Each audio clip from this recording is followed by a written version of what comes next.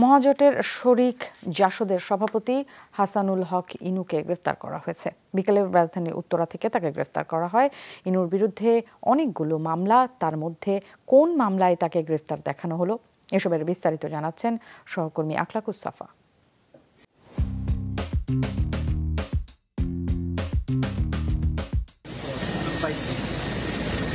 শেখ হাসিনা পদত্যাগ করে দেশ ছাড়ার পর পালিয়ে বেড়াচ্ছেন আওয়ামী লীগ নেতৃত্বাধীন মহাজোটের শরিক দলগুলোর নেতারাও।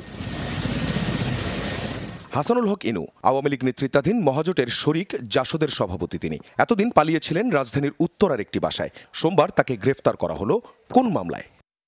ইনুর বিরুদ্ধে অনেকগুলো মামলা, তার মধ্যে গ্রেফতার দেখানো হয়েছে নিউ মার্কেট থানার একটি মামলায়।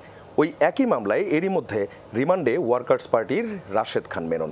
তাদের দুজনের বেলাতেই দণ্ডবিধির ৮টি ধারায় এ মামলা হয়েছে।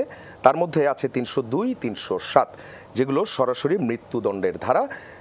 জুলাই গণহত্যায় তাদের সম্পৃক্ততার কথা বলা হয়েছে এই অভিযোগে। এছাড়াও আছে ১৪৩, ১৪৭ ধারা, যেখানে অভিযোগ ২০১৩ সালের ১৯ জুলাই ভিন্ন ভিন্ন অনুষ্ঠানে হাসানুল হক ইনু এবং রাশেদ খান মেনন তারা বিএনপির প্রতিষ্ঠাতা জিয়াউর রহমানকে নিয়ে বিরূপ মন্তব্য করেছিলেন। এছাড়াও বিভিন্ন সময় তারা জিয়া পরিবারের সদস্যদেরকে নিয়ে বিভিন্ন রকমের বিরূপ মন্তব্য করেন।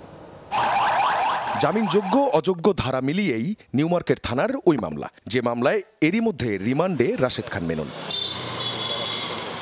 গ্রেফতারের পর ইনুকে নেওয়া হয় ডিবি কার্যালয়ে। মঙ্গলবার আদালতে তুলে রিমান্ড চাইবে পুলিশ।